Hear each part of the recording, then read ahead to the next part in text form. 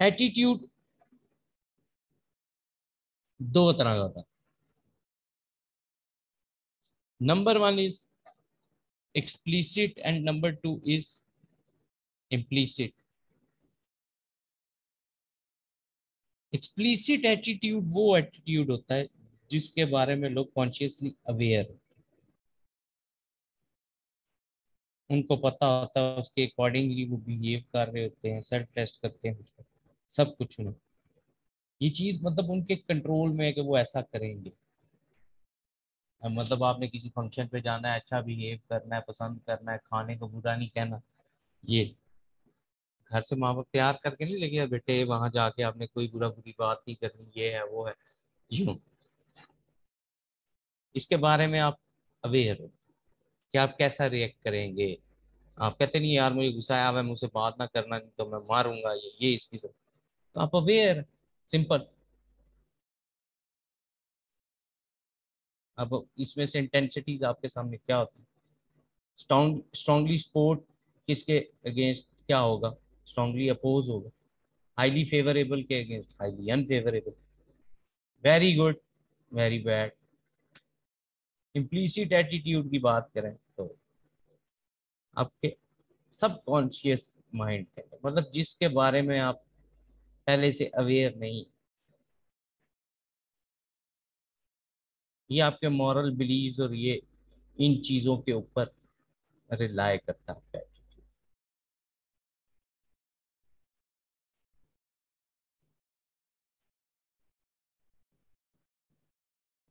अच्छा, ये जो एटीट्यूड है ना, इसके ऊपर बड़ा इम्पैक्ट पड़ा है क्रॉस कल्चरल वेरिएशंस का। देखो पहले क्या होता था, मोस्टली ड्यू टू ग्लोबलाइजेशन इतने ज्यादा लोग आगे पीछे नहीं होते थे।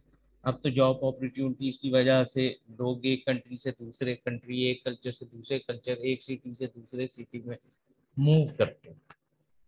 आपको वेरिएशन नजर आती है कल्चर। और इस्लामाबाद का कोई अपना है भी नहीं है ना कल्चर। यहाँ तो इतने ज्यादा लोग आके जो रह रहे हैं, ये पूरे पाकिस्तान से हर इलाके की रिप्रेजेंटेशन है। आपको बहुत सारी चीजें मिल, तो कॉल ये जो हम बोलते हैं क्रॉस कल्चरल वेरिएशन जो है, ये क्या है बेसिकली, जो आपके कल्चरल हेरिटेज में, मॉरल में, बिलीव्स में, वैल्यूज में जो आपको वेरिएशन नजर आती है, उसको हम क्या बोलते हैं, क्रॉस कल्चरल वेरिएशन।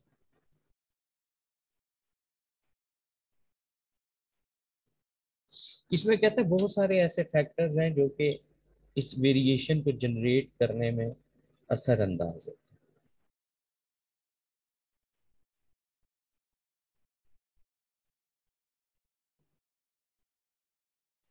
और वो फैक्टर्स कौन से हैं? अब जरा हम बारी बारी उनके ऊपर नजर डालें। हेरिडिटी, विरासत की जो वेरिएबल्स है वो बात करें।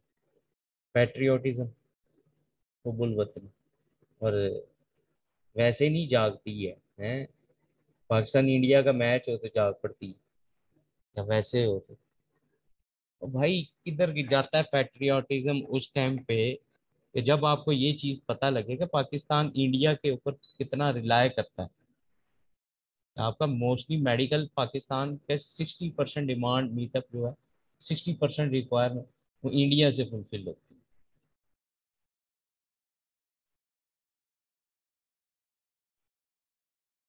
रिचुअल्स, सेरेमनीज आपके सामने, आपके कई ऐसे इवेंट्स और होता है एम्प्लॉयज की ऑर्गेनाइजेशन में, बर्थडे सेलिब्रेट कर देना, मैनेजर का किसी के वलीमे पे चले जाना, ये symbols, dress code, power structure. Power structure की अगर हम बात करें ना, ये है कि within the organisation power centred है या डेलीगेटेड है। सेंटर्ड का मतलब ये है कि एक सेंटर से बस जो है वो बॉस बॉस है, निचले लेवल पे वो कोई डिसीजन मेकिंग किसी चीज के अंदर उसको एम्प्लॉयज को या सबऑर्डिनेट्स को वो रोल नहीं प्ले करवाता। Government, attitude to risk, long term employment, short term. अच्छा, ये इनमें से कुछ फैक्टर ऐसे भी हैं जो कि ना ये कल्चर में से निकले हुए हैं, ये जिस तरह कलेक्टिविज्म और ये बाकी, ये एक मॉडल है, कल्चर के अंदर पढ़ाया जाता है। अगर आप में से किसी ने मैनेजमेंट साइंस के अंदर पढ़ा हो तो उसको याद आएगा, अच्छा ये वो वाला मॉडल। कौन से वाला भला?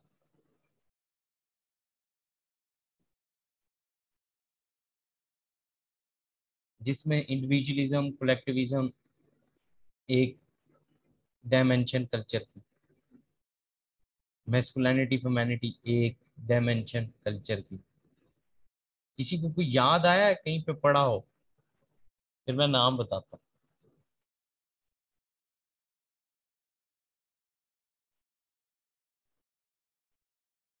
आया है कोई रिप्लाई लग रहा है। यस, वलीद, गुड, शाबाश। हॉफस्टीड की कल्चरल डायमेंशंस, यस, ये वो ही है। यहाँ से क्योंकि क्रॉस कल्चरल हम वेरिएशन देख रहे हैं, ये तो ये इसमें बड़ा इम्पैक्ट है। यस, गुड, शाबाश। Well done। यही है लॉन्ग टर्म एम्प्लॉयमेंट और शॉर्ट टर्म, मतलब बाज कंट्रीज में, बाज कल्चर्स में आपको लगता है लोग तजर्बे नहीं करते अपनी जॉब को लेके, और बाद में आप देखते हैं कंसिस्टेंटली जॉब चेंज करते रहते हैं, अमेरिका वगैरह वगैरह। जैपनीज लोग नहीं पसंद करते। वो उनकी कोशिश होती है बड़ा स्टेबल टेन्योर गुजारे, आफ्टर द रिटायरमेंट ऑर्गेनाइजेशन छोड़े।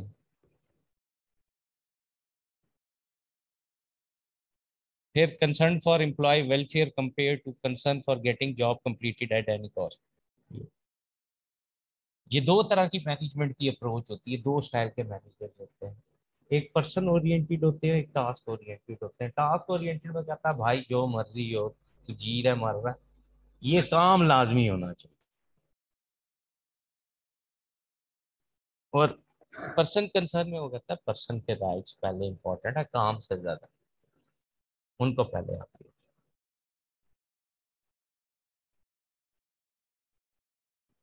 फिर यही कलेक्टिविज्म और इंडिविजुअलिज्म के कलेक्टिव डिसीजन मेकिंग की जाती है, या कंपनी की लीडरशिप जो है वो ऊपर से सेंट्रली इम्पोज कर देती है।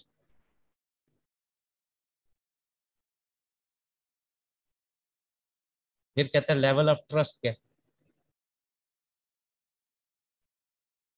मतलब जो आपके एम्प्लॉयज, सीनियर एम्प्लॉयज हैं, उनके ऊपर ऑर्गेनाइजेशन में ट्रस्ट का लेवल क्या है? जूनियर एम्प्लॉयज ट्रस्ट करते हैं कि नहीं करते? ये भी बड़ा इंपॉर्टेंट कंसर्न है आजकल। जो आम लेबर फोर्स होती है, ये वो भी देखती है ना किसकी डायरेक्शन माने। ये तो पक्की बात है, अच्छा लीडर की माननी, अपने बॉस की माननी, बट क्या वो डायरेक्शन ठीक है या नहीं है, ये अब आप कब डिसीजन ले सकते हैं?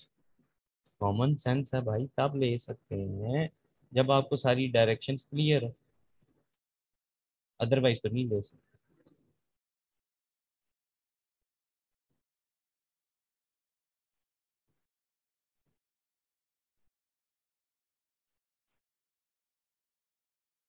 Role of bureaucracy and rules की बात करें, क्या उनका रोल है? आपके सामने ब्यूरोक्रेटिक इश्यूज, बाकी सारा कुछ।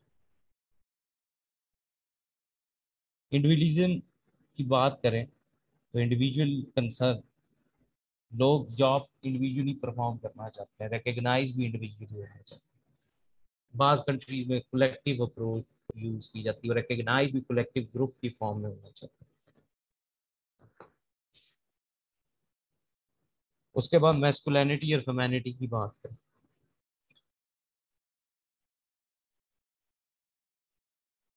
बाज कल्चर्स में मेन डोमिनेट है मेल्स। जैपनीज फैमिली में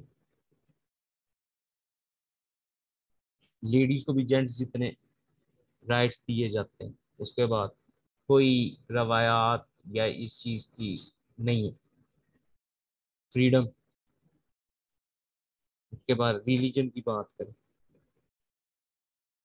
एजुकेशन तक access, language, social and business customs, ये वो फैक्टर्स हैं जो कि अफेक्ट करेंगे क्रॉस कल्चर।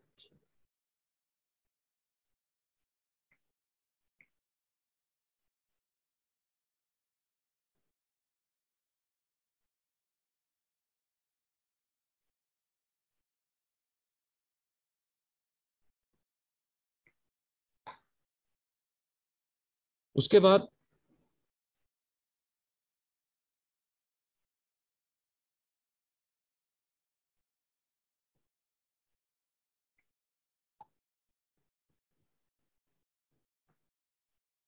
नेक्स्ट कहता है एक और बिहेवियरल कंसर्न, एक और ऑर्गेनाइजेशनल बिहेवियर के अंदर सबसे इंपॉर्टेंट कॉन्टेक्स्ट,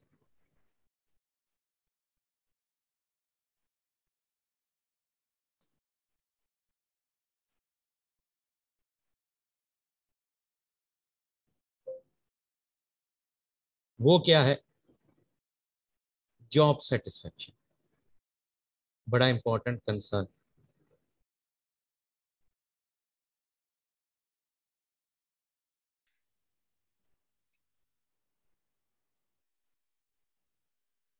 ये आज से कुछ अर्सा पहले तक ना बड़ा सिग्निफिकेंट एक सेंटर रहा एचआर में। बहुत सारे लोगों ने बड़ी रिसर्च इसके ऊपर की।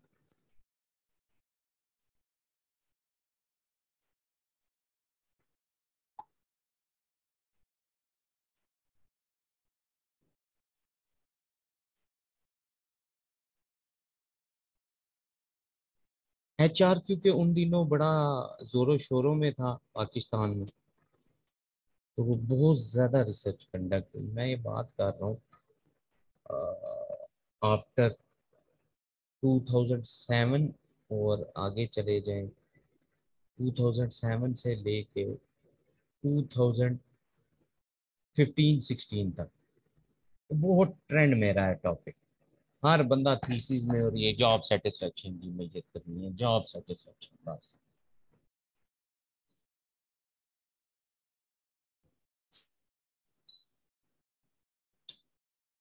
अच्छा, जॉब सेटिस्फेक्शन है मतलब जो काम आप परफॉर्म करते हैं, जो एक्टिविटी आप परफॉर्म करते हैं ना दिन में, आपकी उससे रेलेवेंट आपका एटीट्यूड और आपकी फीलिंग क्या है। अगर आपको वो चीज़ पॉजिटिव और फेवरेबल फील होती है, तो आप अपनी जॉब से सेटिस्फाइड। अकॉर्डिंग अ पर्टिकुलर सर्वे, लोग मोस्टली जॉब सेटिस्फेक्शन का लेवल पता होता क्या किसी भी कंट्री के अंदर? यूरोप वगैरह में तो बहुत हाई है। हमारे एशिया में और स्पेसिफिकली जो हम दो तीन कंट्रीज हैं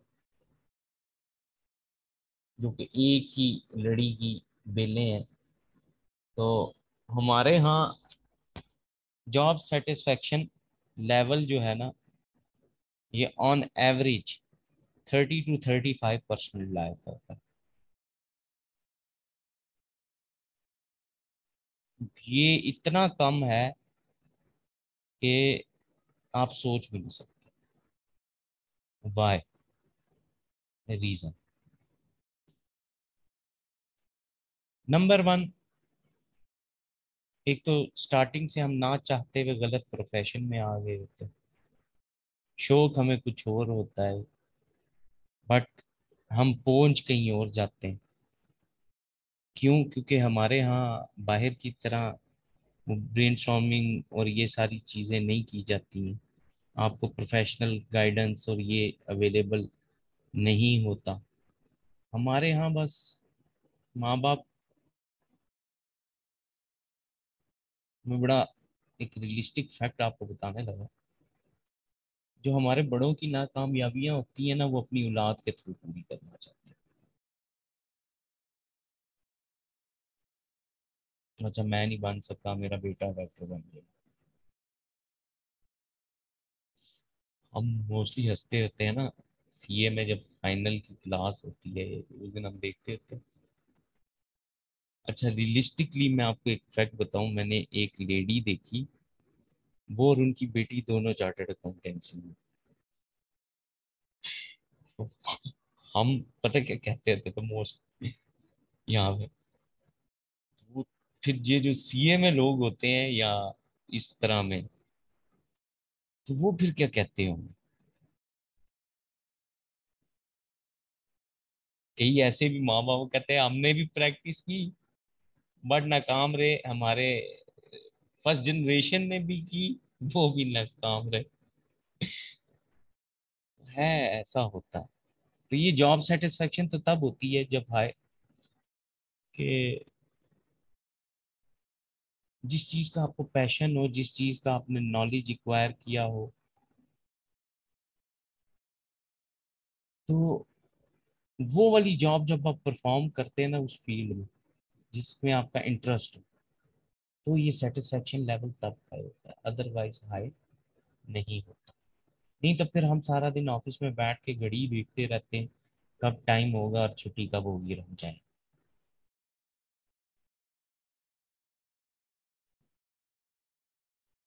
ऐसे ही होता है, बड़ा प्रॉब्लम। फिर एक और जो सबसे बड़ा मेन मसला सेटिस्फेक्शन से, अच्छा, बाज लोग राइट जॉब ही कर रहे होते हैं या ये, बट फिर भी वो डिससेटिस्फाइड होते हैं।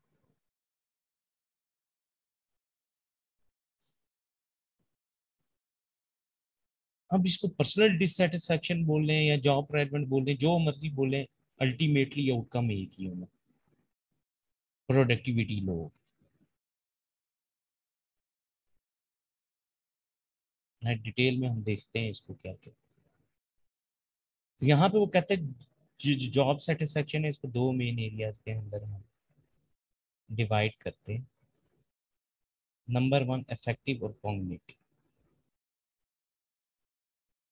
अच्छा, इफेक्टिव जॉब सेटिस्फेक्शन कौन सी है? वो सेटिस्फेक्शन जो कि इमोशनली फील, मतलब आपके साथ अटैच्ड, मतलब आप जब वो जॉब परफॉर्म करते हो ना, तो उससे आपको इन सेटिस्फेक्शन आती है, इमोशनल फीलिंग।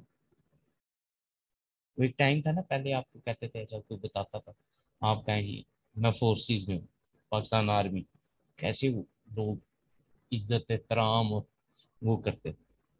खैर अब तो ये भी कॉन्सेप्ट चेंज हो गया है,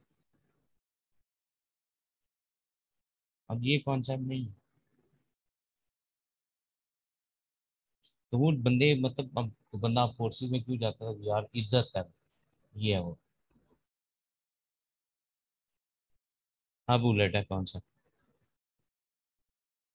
है। कॉग्निटिव जॉब सेटिस्फेक्शन क्या है?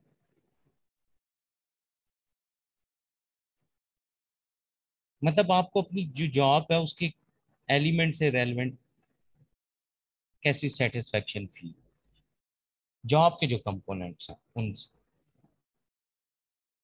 मतलब एक जॉब है उसमें आपको दरमियान में ब्रेक नहीं मिलती,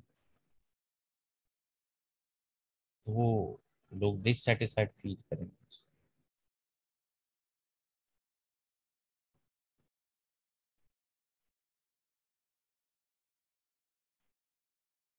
अब कह रहे कौन से फैक्टर्स हैं जो कि अफेक्ट करते हैं आपकी job satisfaction? Number one, rewards. Number two, recognition. अच्छा, रिवॉर्ड का तो डायरेक्ट रिलेशनशिप है भी है एम्प्लॉय मोटिवेशन के साथ, तो ये तो है। बट रिकग्निशन क्या है? आप अच्छा काम करते जाते हैं पर बॉस कभी अप्रिसिएशन देता ही नहीं, वो खुश होता ही नहीं।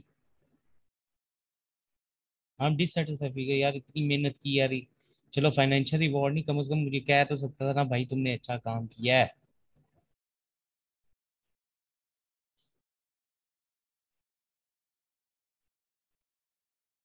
उसके बाद क्वालिटी ऑफ सुपरविजन अगर अच्छी है, नेगेटिव मैनर में नहीं कि एवं ही सर के ऊपर खड़े हैं लोग, बाज ऑर्गेनाइजेशन में तो एवं ही अननेसेसरली होता है।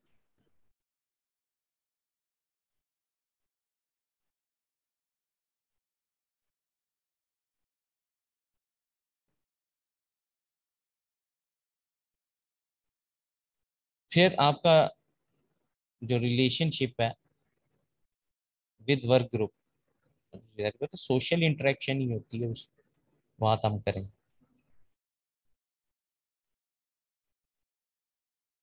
फिर किस हद तक कोई भी इंडिविजुअल अपनी ड्यूटीज परफॉर्म करने में सक्सेसफुल है। अच्छा, ये सबसे ज्यादा इंपॉर्टेंट फैक्टर है। अगर आप सक्सेसफुल होते हैं तो अल्टीमेटली आप सेटिस्फाइड होते हैं। एक चीज जो कि आप बार बार परफॉर्म करने की कोशिश करते हैं और फेल होते जाते हैं, डिससेटिस्फेक्शन पास करते हैं।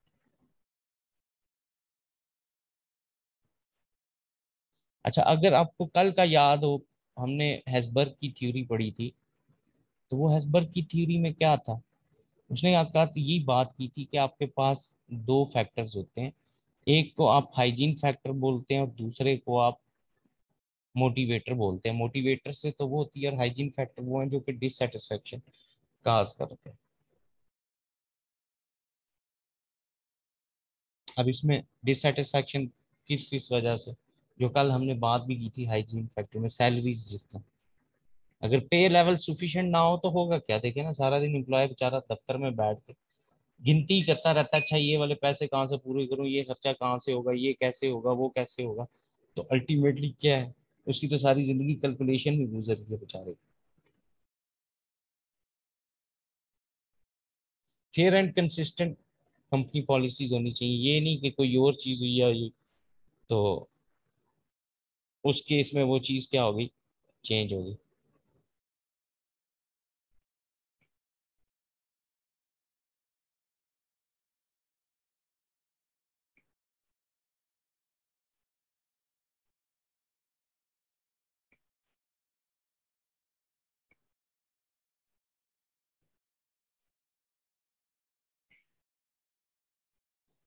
उसके बाद fair and consistent supervisory practices.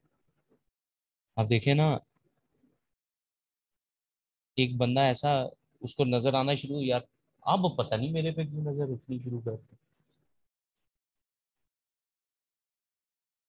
अब देखें ना, मतलब आपका ये फीफा का हेड ऑफिस है, ये हर क्लास के अंदर एक बंदा इंडिविजुअल लाजमी होता है।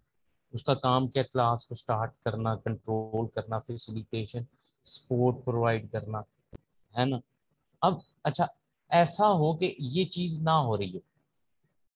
अब डेली आप, अगर फॉर एग्जांपल किसी दिन ये लोग ना हो, ये वो बड़ा अजीब सा फील हो गया, यार पता नहीं ऐसा क्यों हुआ। तो सुपरविजन पे ज्यादा होता है कि अगर आप देखें ना, ये तो यहाँ पे इस बॉडी पर्टिकुलर ये प्रैक्टिस है। अच्छा, अगर यहाँ जहाँ पे नहीं है और अचानक से कोई बंदा सुपरवाइजर वहां पे नजर रखे, अचानक ये बंदे काम कर रहे हैं, सही कर रहे हैं, नहीं कर रहे हैं, तो वो बड़ा अजीब सा फील होता है।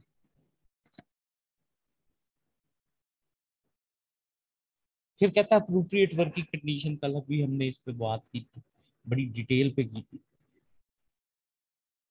वर्किंग कंडीशंस अगर फेवरेबल है, प्रॉपर हीटिंग कूलिंग का इंतजाम है, सपोर्ट है, सारा कुछ है, एम्प्लॉय सेटिस्फाई रहेगा, नहीं तो डिससेटिस्फाई होगा और ऑर्गेनाइजेशन छोड़ के चला जाए।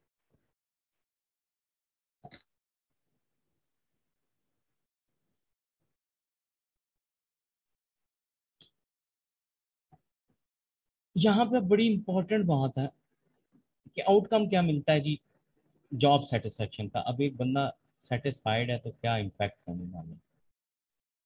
अब इंटरनली अगर हम बात करें इसमें, सबसे पहले देखें एम्प्लॉयज को, क्या होगा, खुश रहेंगे, मोटिवेटेड रहेंगे। अगर खाना पूरी के लिए, वो ना मैं अक्सर कई अपने दोस्तों ने छेड़ता हूँ ना। अच्छा, हम इवनिंग में जहाँ जहाँ मोस्टली यूनिवर्सिटीज में जाते हैं ना पढ़ाने, वहाँ पे तो ये जो कुछ गवर्नमेंट के एम्प्लॉयज भी होते हैं, ये वो भी पढ़ाने आए होते हैं खाना पूरी। तो वो मैंने कहता हूँ ये पेट्रोल भराने वाले टीचर हैं, जो शाम को जाते हुए दिहाड़ी लगा के चले जाते हैं। अच्छा, ये जो आए थे सुबह गाड़ी लेकर पेट्रोल के पैसे शाम को जाते हुए लेने, उनका कोई काम नहीं है। दे आर नॉट टीचर्स,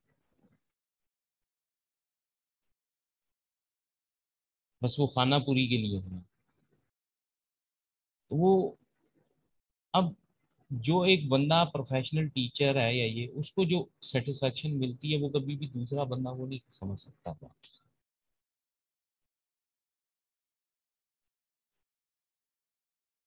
तो उन्हें कहना, वो कहते हैं यार पता नहीं तुम लोग कैसे इतना बोर रहते हो, पता नहीं कैसे इतना पढ़ा लेते हो। हमसे तो पूरे सेमेस्टर में 3-4 चैप्टर नहीं खत्म होते, ये है वो फिर वो क्या है, वो यही है आंसर।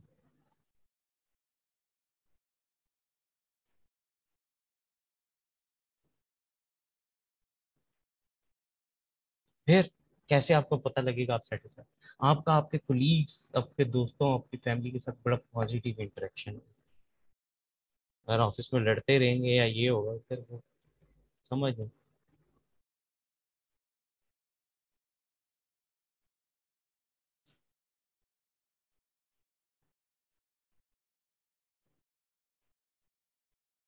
फिर स्टैंडर्ड एफिशिएंसी इंप्रूव होगी। क्यों? क्योंकि आप एनर्जेटिक रहेंगे, ज्यादा एनर्जी लगाएंगे, बहुत ज्यादा एफर्ट करेंगे तब। फिर आपकी विलिंगनेस और ओनरशिप वो इंक्रीज हो जाए। आप आगे बढ़ेंगे, अच्छा यार ये रिस्पॉन्सिबिलिटी मुझे दी जाए, मैं करूँ। अगला डिपार्टमेंट और टीम की अगर हम बात करें, यहाँ इंटरपर्सनल कम्युनिकेशन हाई हो जाती है विद इन दी डिपार्टमेंट। लोग एक दूसरे से खुश होते हैं, सिंपल।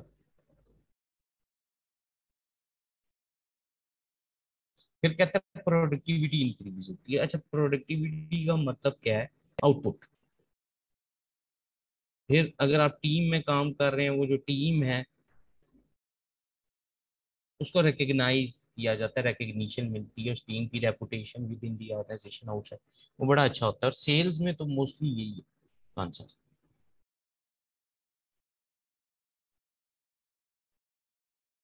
ऑर्गेनाइजेशन को क्या होने लगा जी? प्रोडक्टिविटी और प्रॉफिटेबिलिटी इंक्रीज होगी, ऑर्गेनाइजेशन की रेपुटेशन इंक्रीज होगी, वो अच्छे एम्प्लॉयज रिटेन करके रखेगी, कॉस्ट कम हो जाएगी, इन्वेस्टर, कस्टमर और क्लाइंट रिलेशंस अच्छे हो जाएंगे। आगे चलते हैं। Job stress. अच्छा, अब ये एक और साइकोलॉजिकल बीमारी है, या इंटेंसिटी है, या फीलिंग है। बेसिकली जॉब स्ट्रेस अराइज कब होता है? ये टेंशन, फ्रस्ट्रेशन, एग्जॉस्टेड फील करना शुरू करते हैं। ये कब होता है जॉब स्ट्रेस? जो आउटकम आप अचीव करना चाह रहे हैं वो ना हो पा रहा, तो ये एक ऐसी इमोशनल फिजिकल कंडीशन है जिसमें फिर आप रिएक्ट करेंगे और अल्टीमेटली सोचेंगे, आपकी मेंटल कैपेसिटी और ये सारी इफेक्ट होगी, इसकी वजह से इनसिक्योरिटी का आप शिकार हो जाएंगे।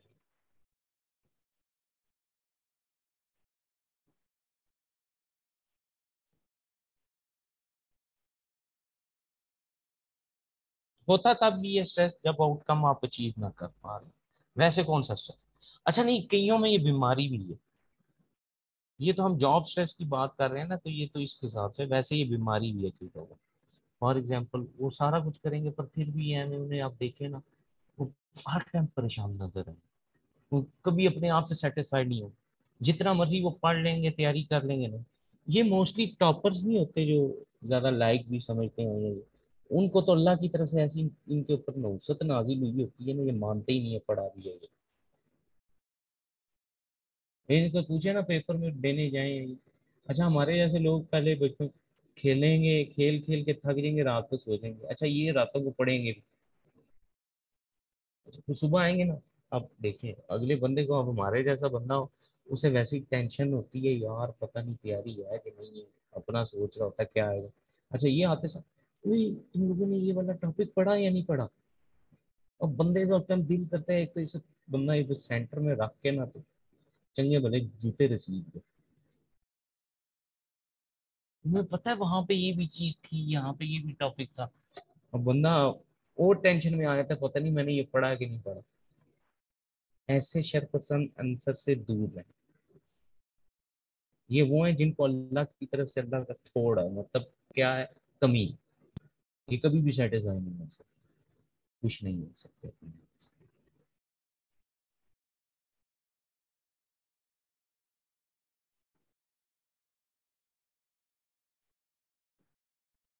और एक और चीज, आपको समझ आ जाएगी ये वाकई शैतान के साथी हैं। कहाँ पे जब जाते हुए ये आपको ये वाली स्टेटमेंट बोले ना, पता नहीं यार मुझे समझ नहीं आ रहा मेरा क्या बनेगा पेपर में, तुम तो बहुत ज्यादा पढ़ के आए होगे, मैं तो पढ़ ही नहीं सका या सकी, रात को मेरी आंख लग गई थी। ऐसे बंदे से दूर रहे, इसको 6-7 जूते भी रिसीव कर, जो एग्जामिनेशन सेंटर के बाहर ये लगा होता है। हर बंदे को हमारे जैसे लोग होते हैं ना, हम कोने खुदरों में पाए जाते हैं और पता लग जाता है अच्छा ये भी मेरे जैसे ही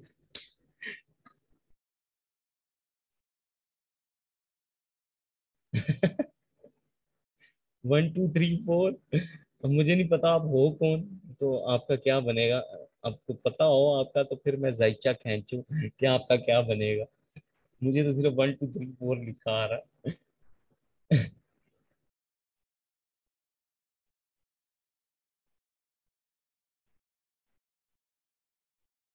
ओ फिदा, मतलब ये 1 2 3 4 वाली क्या कहानी है। सर वो आज फिर बच्चों ने ऐप डिलीट कर दी थी कल। लॉगिन नहीं हो रहा था, फिर वो मैंने भी जल्दी में कुछ टाइप किया तो यही लिखा गया। क्या बात है फिदा, फिर आपका ये बनेगा कि आप मोबाइल, वो कहते हैं ना बच्चों की पहुंच से दूर रखें, तो आप भी यही करें। पहले ये होता था बच्चे खुशी से मिलने आते थे, अब वो खुशी से मोबाइल मांगती गेट से और उधर से ही उनको पता जारी वापस। बात है भाई, कुछ ना कुछ इंस्टॉल किया हुआ है, हमने डिलीट करना है, दोबारा से इन्होंने खपना है। हाँ, ये तो है लेक्चर शेक्चर तो आपको दोबारा मिल जाएंगे। बहरहाल ऐसे बच्चों को फोन से दूर रखें फिलहाल। ठीक हो गया। अच्छा, आगे देखो।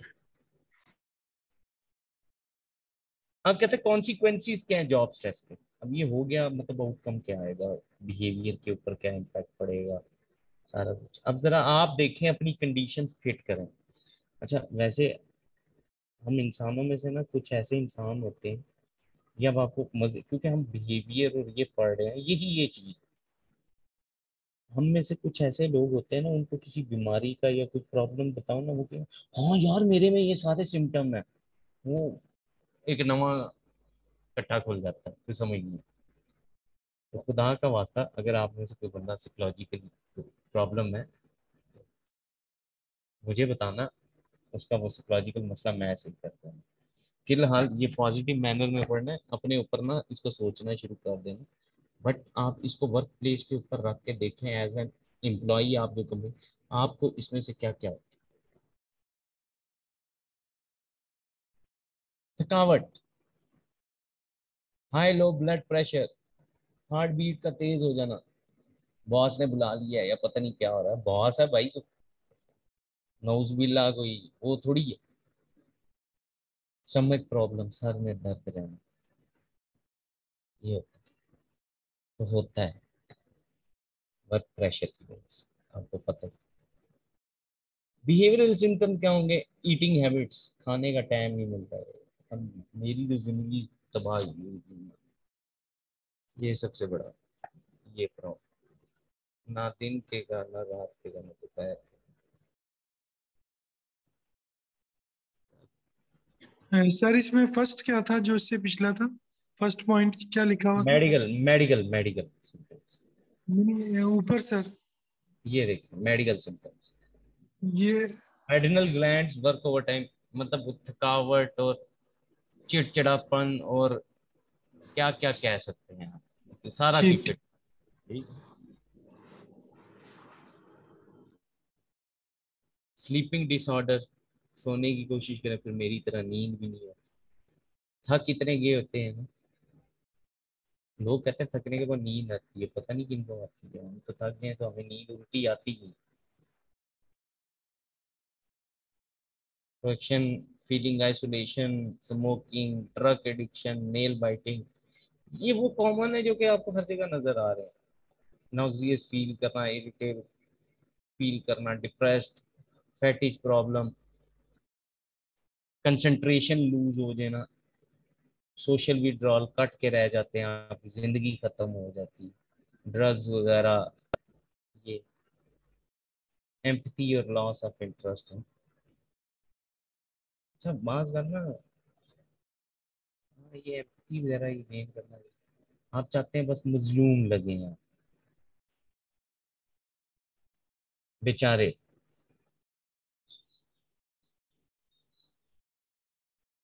ट्रिगर्स क्या है जी जॉब स्ट्रेस के, किस वजह से ये मोस्टली हो रहा होता है, देख लेते हैं। Number one, high rate of inflation.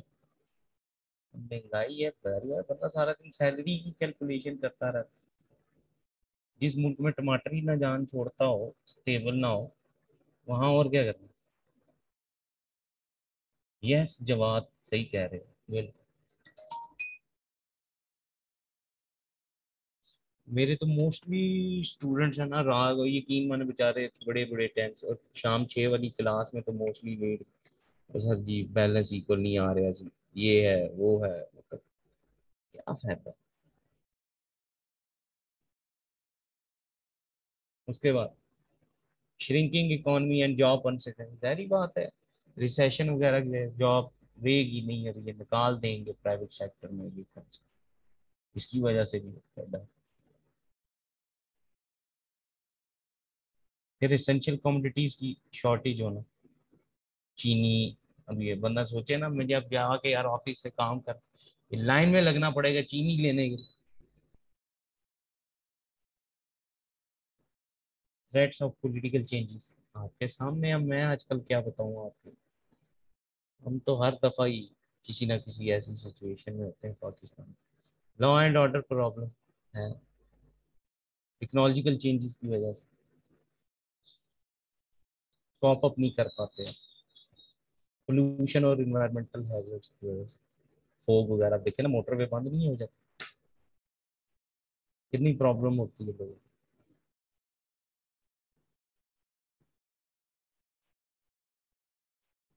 अब ऑर्गेनाइजेशनल रेडमेंट, ये तो इन्वायरमेंटल रेडमेंट फैक्टर थे, ऑर्गेनाइजेशनल क्या है, अनहेल्दी वर्किंग इन्वायरमेंट है। अब गर्मी है भाई, कूलिंग तो दे दो।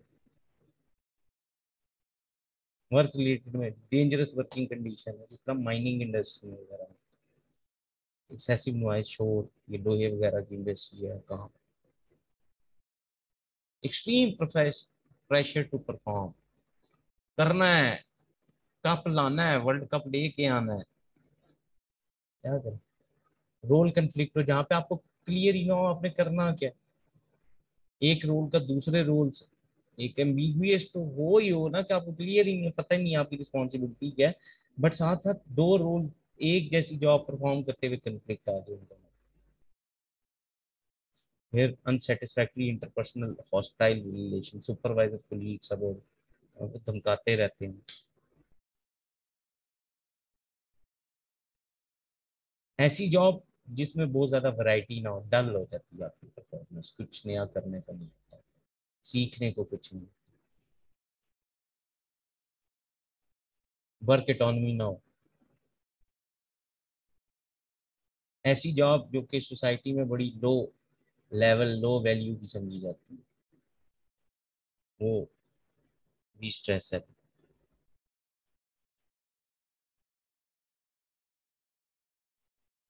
जॉब स्ट्रेस के figure, personal factors, poor health, बीमार रहते हैं, मैरिटल प्रॉब्लम, ये फिर मेरे से ज्यादा आप में से बहुत सारे अच्छे लोग जानते ही हैं, अनडिसिप्लिन्ड चिल्ड्रन।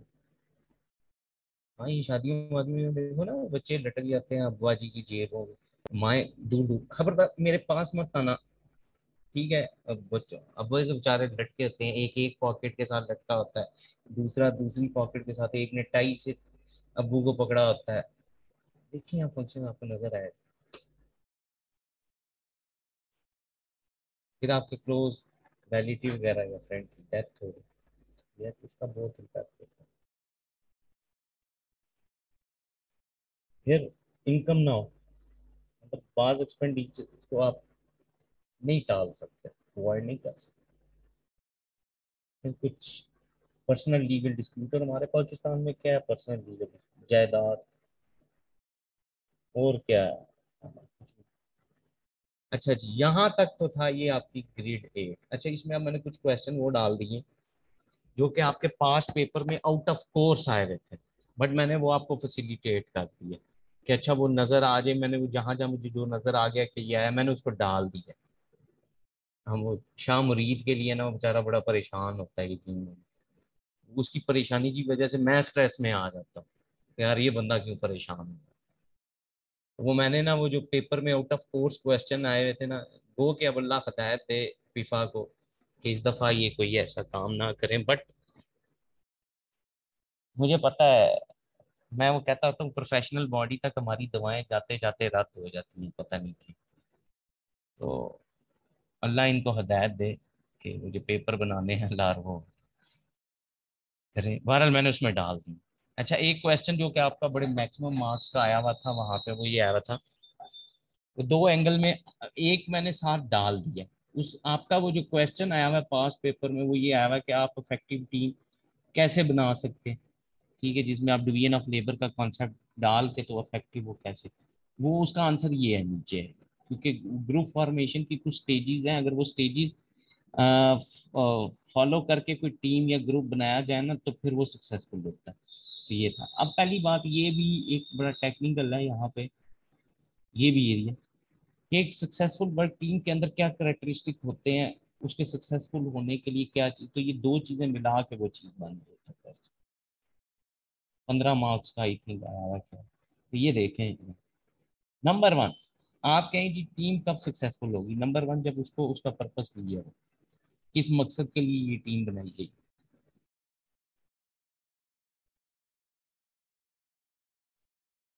नंबर वन, उस टीम के अंदर लोगों को क्लियर लाइन ऑफ अथॉरिटी पता हो, किसके पास क्या अथॉरिटी, हर टीम मेंबर को पता हो उसका क्या रोल।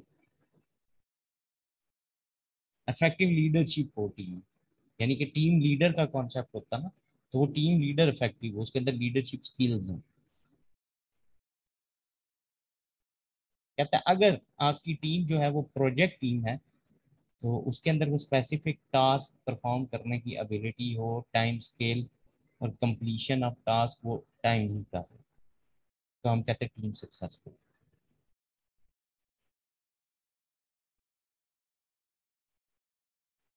टीम मेंबर्स के अंदर नेसेसरी स्किल्स होनी चाहिए, एक्सपीरियंस हो, ताकि वो काम कर सके, जॉब कंप्लीट कर सके। अगर नहीं है तो कंबाइनली एफर्ट करके फिर उस चीज़ को वो करें, एक्सपीरियंस गेन करने की कोशिश करे वो। ये मोटिवेशन और कमिटमेंट का लेवल हाई हो टीम में अगर, तो भी हो सकता है। फिर इफेक्टिवनेस पे एक और असर अंदाज होती है, अगर ऑल रेलेवेंट इंफॉर्मेशन जो है नेसेसरी वो अवेलेबल हो, तो भी टीम सक्सेसफुल होती है, क्योंकि डिसीजन लेने हैं ना उन्होंने। टीम के मेंबर्स उसके साथ लॉयल हो, टीम स्पिरिट मोरल हाई हो, बेनिफिट्स, टीम का ओवरऑल बिजनेस को बेनिफिट, तो ये सक्सेसफुल। अच्छा जी, ये टकमेंस है बेसिकली, और ये आपका जो लेवल 4 में कोर्स है उसमें से ये है टॉपिक, यहाँ पे नहीं है ये। ठीक है ना, बहरहाल वो हमने कर दिया, only because of all of you डाल दिया इसका। अच्छा, अब इसमें क्या है,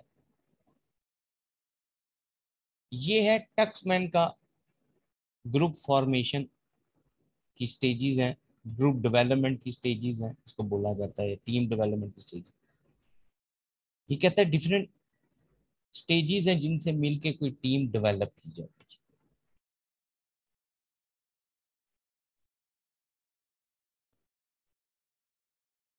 अच्छा, इस तरह से कि ये सक्सेसफुल टीम के अंदर ये जो सलमान ऊपर हमने जो एलिमेंट्स पढ़े हैं ना, वो ये कहता है कि इसके अंदर ये सारे के सारे नेसेसरी एलिमेंट्स अवेलेबल होने चाहिए, वो है।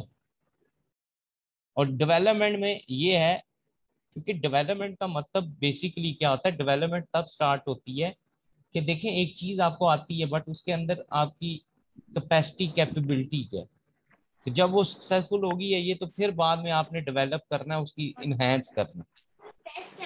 तो ये स्टेजेस हैं, डेवलपमेंट में स्टेजेस आएंगी, और वो जो है ना सक्सेसफुल के लिए, वो जो इंडिविजुअल एलिमेंट्स हैं वो हों। क्लियर है सलमान? नो ब्रो यार, थैंक यू ना कहा करो भाई, इसी काम के लिए बैठे हैं, कोई बात। अच्छा। Team development number one. अच्छा, कहीं पे बाद में कहीं आउट ऑफ कोर्स कोई चीज आए या ये, तो उसमें मे बी ये ब्रूस टकमैन के नाम से टीम डेवलपमेंट की स्टेजेस है। ठीक है, ये नंबर वन डेवलपमेंट में कहता है क्या होता है। सबसे पहले आपके पास कहता है फॉर्मिंग स्टेज है।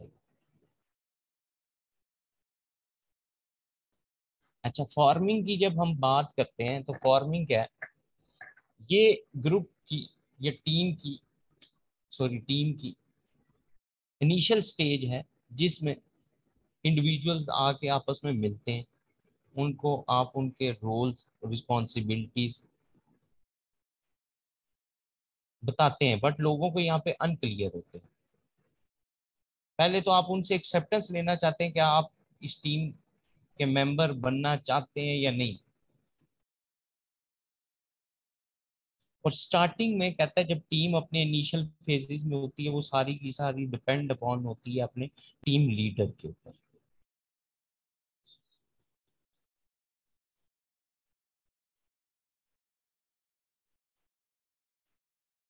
जब ये हो जाता है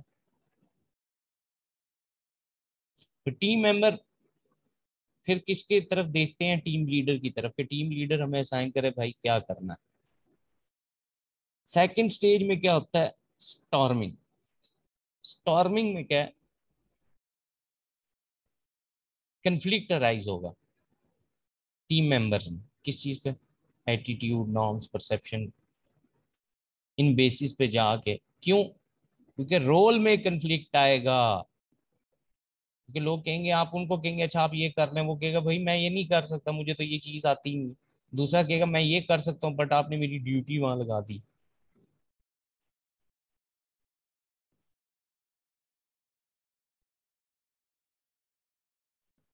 तो यहाँ पे बेसिकली हमें ये जो कंफ्लिक्ट राइज होगा ना, इसमें कंप्रोमाइज करने की जरूरत होगी। Then norming. नॉर्मिंग में क्या है,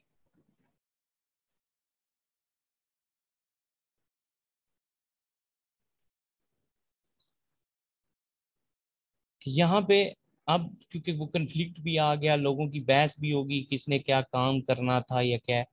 अब यहाँ पे वो कहता है लोगों को उनका रोल क्लियर हो जाएगा कि उन्होंने करना क्या है, फिर वो उसे रेलेवेंट डिसीजन लेंगे कैसे परफॉर्म करना। फिर सारे के सारे जितने भी मेजर डिसीजन हैं वो टीम मिल के आपस में लेगी, डिसीजन मेकिंग प्रोसेस पूरे का पूरा होगा। कमिटमेंट लेवल हाई होगी, टीम में यूनिटी का कॉन्सेप्ट आ रहा होगा, team leader participative style of management use करें कि नीचे से लोगों को भी डिसीजन मेकिंग में पार्ट बनाए, हर मेंबर की रिस्पॉन्सिबिलिटी और डिसीजन मेकिंग के अंदर। देन परफॉर्मिंग फोर्थ स्टेज है, अब एक्शन भी तो करना है ना। टीम अपने फुल पोटेंशियल पे आके ऑपरेट करना स्टार्ट।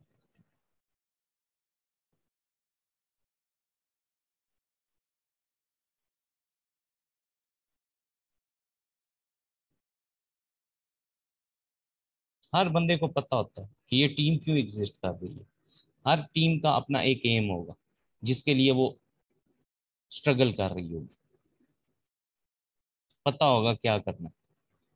टीम लीडर गाइड करेगा, टीम लीडर टास्क डेलीगेट करेगा एक दूसरे को, तुम ये कर लो, तुम ये कर, तो ये एक्शन है। डॉर्मिंग या एडजॉर्मिंग वो है, अब वो काम खत्म हुआ, टीम ने खत्म होना है ना। डॉर्मिंग एडजॉर्निंग इसको बोलते हैं, पर्पस अचीव, टीम ये खत्म।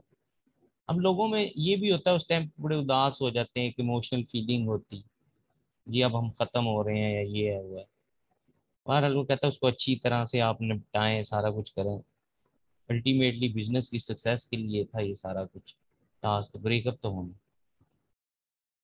टीम अच्छे से आफ्टर तक। ले जनाब, मुबारक हो आप सारों को। अल्हम्दुलिल्लाह,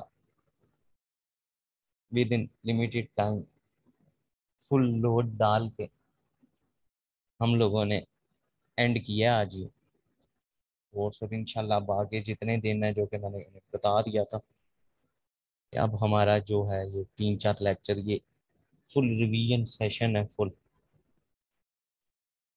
जी, अल्लाह पाक आप सारों को कामयाब करे। अच्छा रहा ये है। तो जनाब यहाँ पे कुछ चीज़ें अब आपके गोश गुजार, क्योंकि आज ख़त्म शरीफ है कोर्स का, तो उसके नाम चंद बातें कर देते हैं। नंबर वन, कुछ जिस तरह अभी मैंने आपको सिलेबस रेफरेंस 8 भेजा है, ये भी फुल है। 1 2 3 ये आपको फुल जा चुके हैं।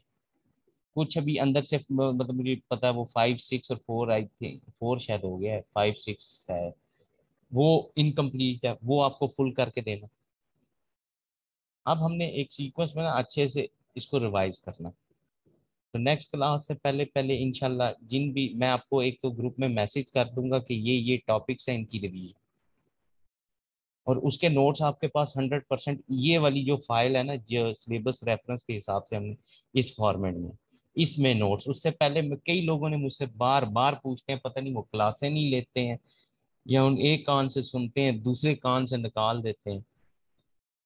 वो मैंने आपको बताया, जो पहले भी नोट्स अलग भेजे थे या ये, वो मैंने प्रॉब्लम आपको कईयों को जो आ रहा था उसमें या ये, वो हमने इशू रिजॉल्व कर दिया कि हमने उसको स्टैंडर्ड ग्रेड के हिसाब से डील करना शुरू कर दिया।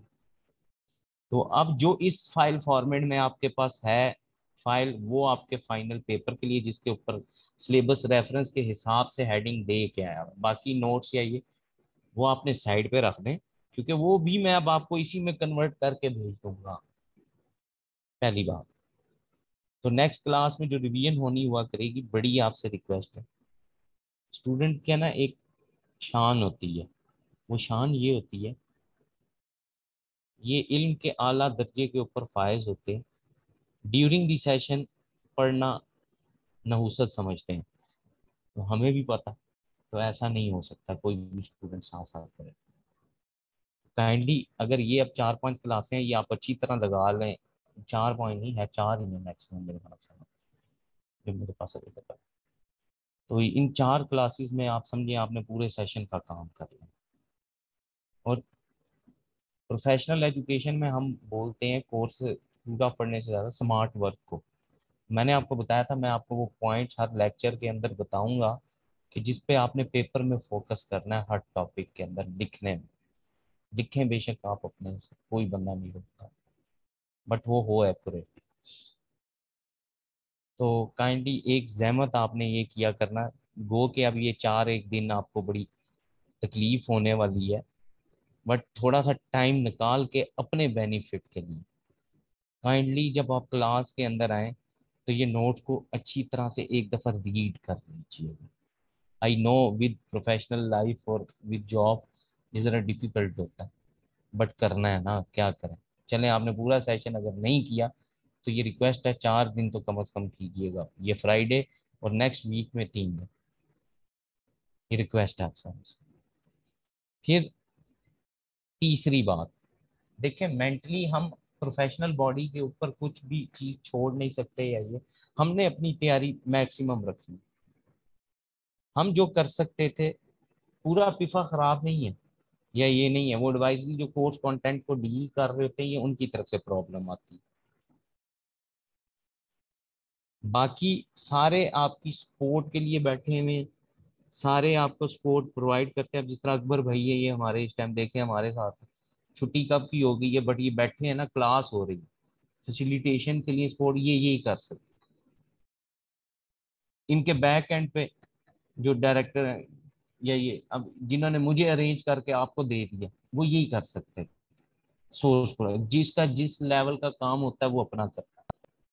तो ये क्लेम करना यार ये है, ये है, देखें हम यही कर सकते थे एज ए क्लास में, एज ए टीचर, या ये जो प्रॉब्लम्स थी सिलेबस में, बाकी सारा वो हमने इनको रेफर कर दिया, और उम्मीद करते हैं कि अल्लाह पाक हदायत दे जिन लोगों का ये काम है उनको, कि वो ये काम जो जिनका जो काम है, जिन जो कर सकते हैं वो अपने लेवल पे वो कर रहे हैं, बट जहाँ पे कोर्स तब्दील होना और बाकी जो है ये वो करेंगे, इसमें इनका बाकियों का कोई कसूर नहीं।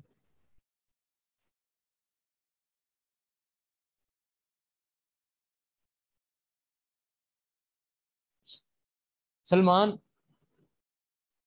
हम ये आपके साथ मसला नहीं है, ये मसला एज ए स्टूडेंट हम सब के साथ होता है विद इन थ्योरी सब्जेक्ट्स के। जो एक चैप्टर पीछे वाला आप पढ़ लेना, वो नेक्स्ट तक वो आपको भूल गया होता है, या उसमें जो कॉन्सेप्ट्स होते हैं ना वो आपको नहीं होते, मिक्स हो गए होते। बिल्कुल सलमान, इसका बड़ा अच्छा सा एक तरीका होता है। एक काम आज आप ये करें, सबसे पहले ये जो रिवीजन सेशन हो ना, ये आपने एक काम करना है, उसमें रजिस्टर पेन लेके बैठ जाए। अब ये 4 क्लासेस में मैंने इसलिए खसूसी रिक्वेस्ट की है कि ये घंटा डेढ़ आपको सेपरेट चाहिए होगा। आप में से मोस्टली लोग ऑफिस में बैठ के भी क्लास ले रहे होते, बट अगर आप वो नहीं कर पाएंगे तो समझे ये 4 दिन की एक्टिविटी आपके लिए खत्म। मैं आपको वो पॉइंट्स और ये, आपने सिंपल करना क्या है, वो लेक्चर अच्छे से एक दफा पहले उसको रीड कर लें। याद करने का तरीका मैं आपको बताऊंगा क्या है। ये थ्योरी कभी भी इतनी डाइजेस्टिव होती ही नहीं है कि हम इसको इस लेवल के ऊपर फुल रट्टा लगा के ये सारी चीजें देखें। सलमान, हर टॉपिक में एक पैराग्राफ में 2 या 3 ऐसी चीजें होती हैं जो हमने याद रखनी होती है। मैं आपको फॉर एग्जांपल इसकी एग्जांपल आर्ट बताता हूँ सलमान, बड़ी आसानी से। नंबर 1, हमने कल पढ़ा था मैस्लो की थ्योरी। देखें आप जरा आर्ट देखें। अब आपने एज ए स्टूडेंट, मेरा काम एज ए टीचर, आपने किन किन चीज़ों को ध्यान में रखना मैं आपको वो बता रहा हूँ। आपका काम है एज ए स्टूडेंट उन चीज़ों को अपने माइंड में कैप्चर कर लें। नंबर 1, मैं कहता हूँ मैस्लो में ये थ्योरी क्या है, hierarchy of need based theory. Number 1, इस थ्योरी के बिहाइंड कुछ एजम्पशंस हैं। वही एजम्पशन क्या है? नंबर 1, अब आपको यूं ही याद करना। पहली तो हायरार्की बेस्ड थ्योरी है। नंबर 2, कि जब तक, कहता है कि एक नीड आप फुलफिल नहीं करेंगे आप नेक्स्ट लेवल पे नहीं जा सकते। ये थ्योरी की मेन एजम्पशन। फिर कहता है कि पहली नीड जब तक सेटिस्फाई नहीं हो रही, दूसरी नीड अराइज नहीं होगी। जो नीड अनसेटिस्फाइड रहेगी वो फिर पर्सन को भी अनसेटिस्फाइड रखेगी। अब आप यहां से नहीं याद कर रहे हैं, ये चीज होती है। अब फिर एक टाइम पे एक ही नीड हो सकती है, मल्टीपल नहीं हो सकती। गो के लेटर ऑन यही एजम्पशन क्रिटिसिज्म में कन्वर्ट हो गई थी, बट आपको याद है। अब आपने, फिर हमने कहा अकॉर्डिंग टू मैस्लो टोटल जो नीड्स होती हैं वो 7 होती हैं। दो को हम हायरार्की पे शो नहीं करते, बट इन 5 नीड्स की तरफ बढ़ने से पहले, यानी कि बेसिक या साइकोलॉजिकल नीड को फुलफिल करने से पहले 2 नीड्स ऐसी हैं जिनका फुलफिल होना जरूरी है। अब आपने कहा ये जो 2 नीड्स हैं इनको हायर ऑर्डर नीड बोलते हैं। 5 नीड्स के सेटिस्फाइड होने से पहले इनका सेटिस्फाई होना जरूरी है। कौन सी? Number 1, freedom of inquiry and expression. Number 2, need for knowledge and understanding. बस ये आपने लिख दिया पॉइंट, सिंपल अपनी लैंग्वेज में लिख। अब ये फ्रीडम ऑफ इंक्वायरी और एक्सप्रेशन को मैं नहीं चेंज कर सकता अपनी लैंग्वेज, क्योंकि ये मैस्लो ने ये वर्ड यूज किया था। अब वो नीड्स कौन सी हैं, बारी बारी आप स्टार्ट हुए। Number 1, psychological need. आप बताएं। अब आप कहेंगे ये वो नीड्स हैं जिनके बगैर किसी भी इंडिविजुअल का सर्वाइवल, या इसके बगैर आप लाइव नहीं रह सकते। अब इसमें कोई मसला नहीं, एग्जाम्पल देनी है साथ में। सेफ्टी नीड्स या security with respect to job है, ये फिजिकल और इमोशनल हार्म के अगेंस्ट प्रोटेक्शन, जॉब सिक्योरिटी आपकी इसमें से एक एग्जाम्पल। रिटायरमेंट में पेंशन, उसके अगेंस्ट एक सिक्योरिटी, दूसरा पॉइंट आपने लिखा। ठीक है। तीसरा सोशल नीड है। Social need belongingness, affection, attraction, interaction. ये विद इन द ऑर्गेनाइजेशन आपका पीयर और आपके कोलीग्स के साथ इंटरेक्शन। आप इंडिविजुअली नहीं रह सकते कहाँ। एस्टीम नीड, जो कि इंट्रिंसिकली आपको सेटिस्फाई करे। Self respect, autonomy, achievement. External में स्टेटस, रिकग्निशन, अटेंशन, और आखिरी सेल्फ एक्चुअलाइजेशन, जो कि 100% फुलफिल करना नहीं, क्योंकि इंसान हर टाइम बेटर से बेटर में रहता है। ये 100% सेटिस्फाई नहीं होगी जहाँ पर जो मर्जी। और जो एजम्पशन आपने पढ़ी वही क्रिटिसिज्म है, कि ऐसा पॉसिबल नहीं है कि जब तक आप एक नीड सेटिस्फाई ना करें तो दूसरे पे नहीं जा सकते, एक टाइम पे मल्टीपल नीड्स हो सकती है। सलमान अब बात क्लिक की, ये कुछ ऐसे 5-6 पॉइंट्स होते हैं जो कि आपको पता होने चाहिए, आप अपनी लैंग्वेज में लिखें, बट आप उस सेंटर पॉइंट से आगे पीछे नहीं हो सकते।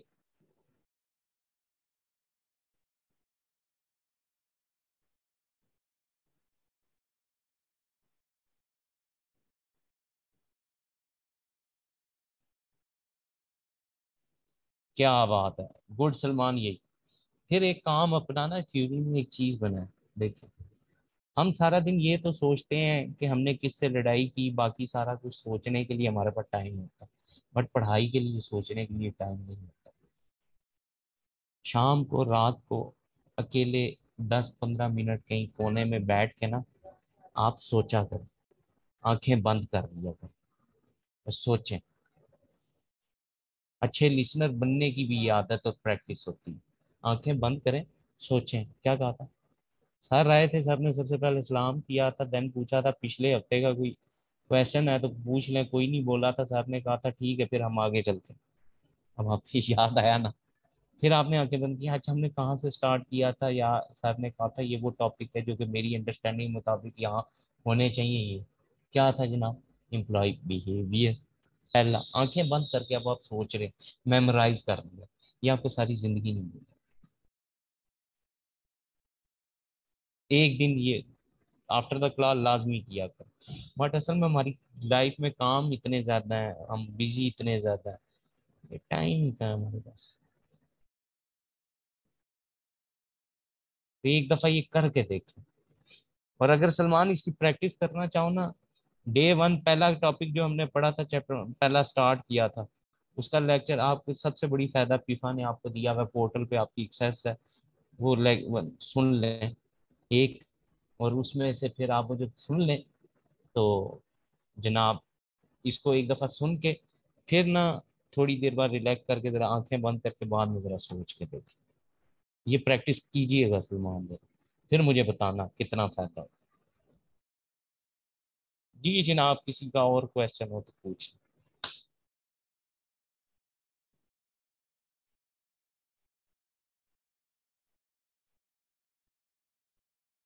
और जी बाकी अब 4 दिन इंशाल्लाह हम तगड़ी सी एक रिवीजन करेंगे।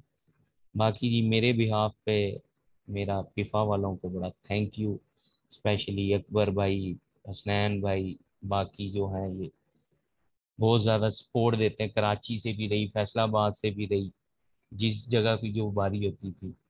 तो अल्लाह पाक इन सारों को खुश रखे, आबाद रखे। इन्होंने अपनी तरफ से जो हो सकता था वो किया।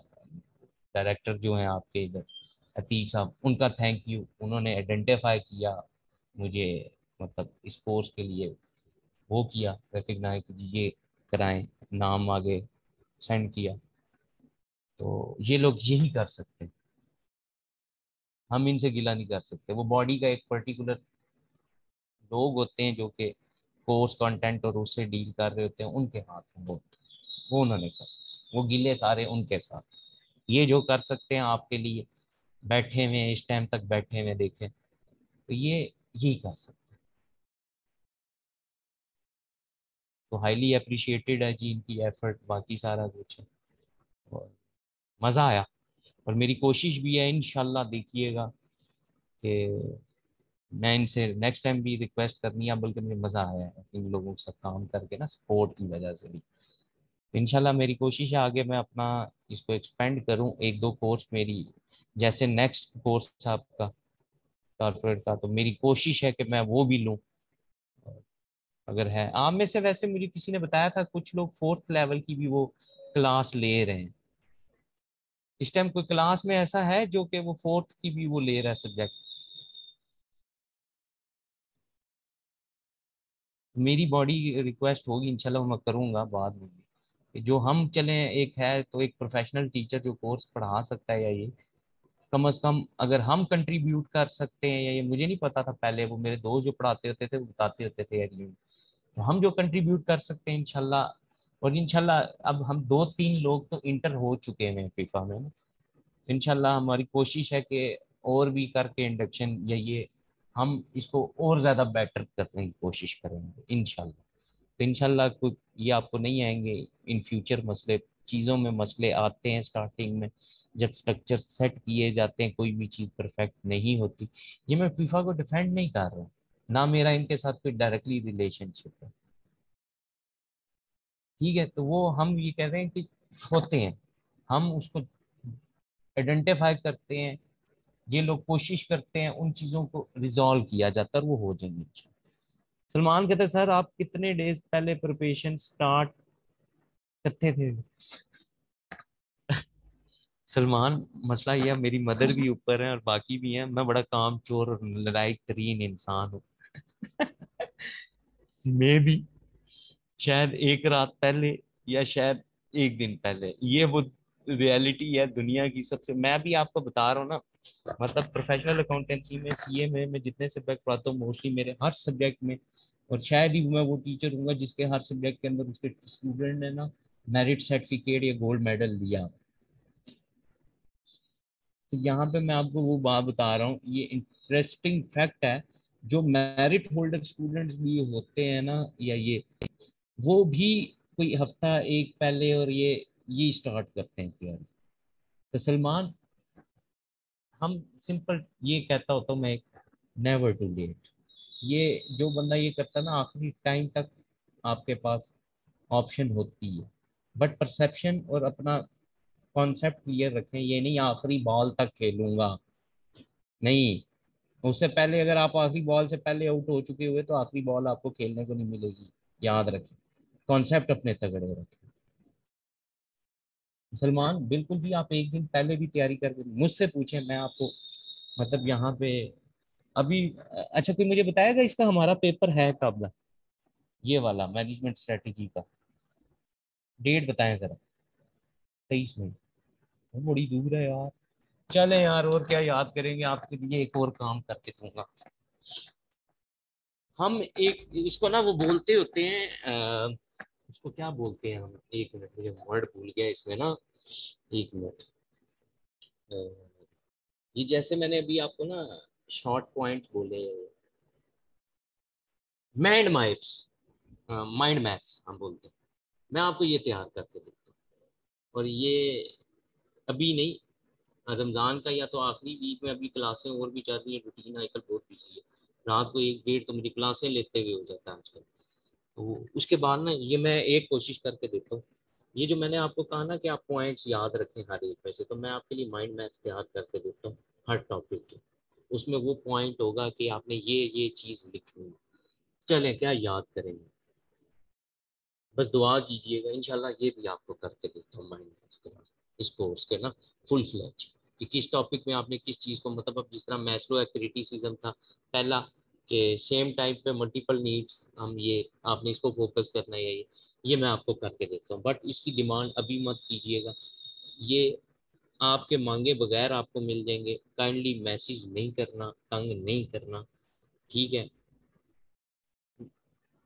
आपको कहे बगैर मिल जाएगा। ईद के फौरन बाद इंशाल्लाह मेरी कोशिश होगी मैक्सिमम माइंड मैप आपको प्रोवाइड करूँ, ठीक है। तो ये तब कर सकता हूँ मैं जरा कुछ फ्री हो जाऊँ, तो जारी बात है वो, अब ये क्लासेस जारी बात है थोड़े दिन रुकेंगी, ब्रेक आएगी, ईद की आएगी।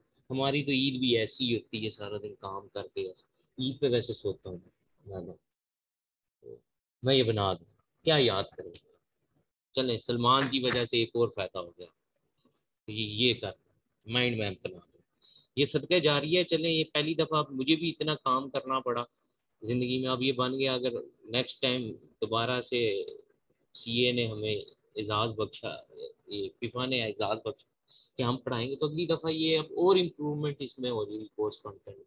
एक दफा चीज सेट करने की जरूरत होती है, अब ये हो गया एस्टेब्लिश, इस दफा कोर्स हमने कर लिया, नेक्स्ट इसमें हम और इम्प्रूवमेंट करेंगे चीजें तो बेटर होगी। तो पहली दफ़ा मुश्किल आती है। हाँ, नहीं जी, ये मैं आपको करके दे दूंगा, ठीक है। बदुआ किया सर, बाकी अल्लाह पाक आपको सारों को खुश रखे। जी आज एंड हो गया, बाकी इंशाल्लाह रिवीजन करते हैं एक अच्छी सी तरीके से। तो नेक्स्ट क्लास में आपको मैसेज मिल जाएगा, कल रात को आपको मैसेज आ जाएगा। और जिस सिलेबस रेफरेंस की रिवीजन करनी होगी वो आपके पास फुल फाइनल फॉर्म के अंदर अवेलेबल होगा, ठीक है। तो वो फुल फाइनल फॉर्म में आपके पास अवेलेबल होगा, मैं आपको बता दूंगा कल किसी भी टाइम पे, या आज रात को मेरी कोशिश होगी। आज वैसे कोई काम नहीं है सच,